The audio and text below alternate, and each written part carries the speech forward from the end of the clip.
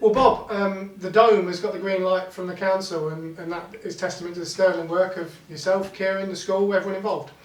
Yeah, it was an interesting experience. I've never been in front of a planning committee before, and I don't particularly wish to do it again, especially when they'd recommended that it wasn't acceptable. So yeah, we had to sit there for a few hours waiting.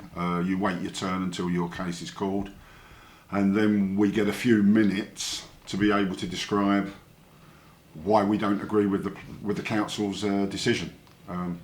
Yeah, interesting time.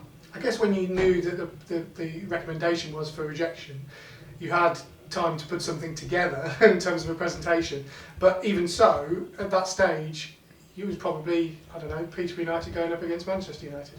Yeah, it was exactly like that. You feel like you're backing a loser going in there in the first place, because you don't completely get all the rationale behind it, and you haven't been able to question it at any point or give your thought process, and then to be given a few minutes. And that's why I particularly targeted the incredible work that the Dome will help support, and all the work we do in the community.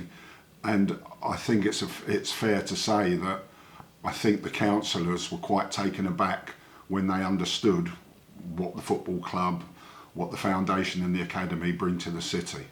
How key as well was the school's involvement, because obviously they have been partners for a long time now.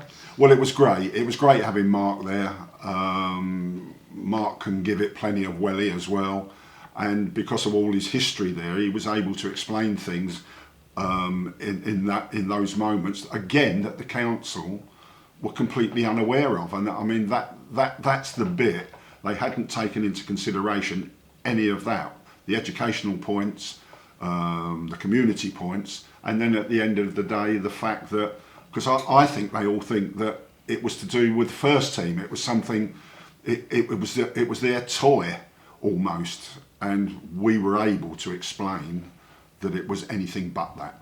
I think it's key as well is that people on the outside might think, why are they building a dome? But actually that's part of the requirements, isn't it, in terms of moving up through the categories. It's not like we just want to do it, it's part of the process. It's part of the process, yeah, and I think the connotation in everyone's mind of a dome was it was going to be like this, and it's not, it's like this. And a lot of care and attention had been given to the fact that we would try to settle that in to the whole aspect of the forestry and the green spaces that are already there.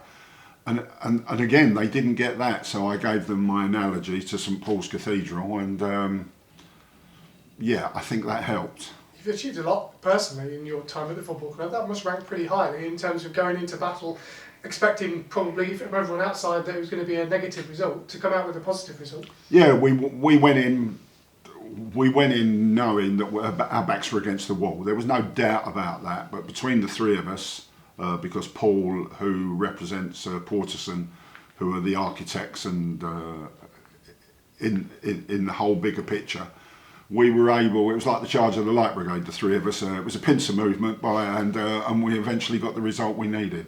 But yeah, I've never known anything like that, and I think it was right up there with the last-minute penalty against Lincoln. And just finally, you missed out the England game as well, which was, I bet you were sitting there going, come on!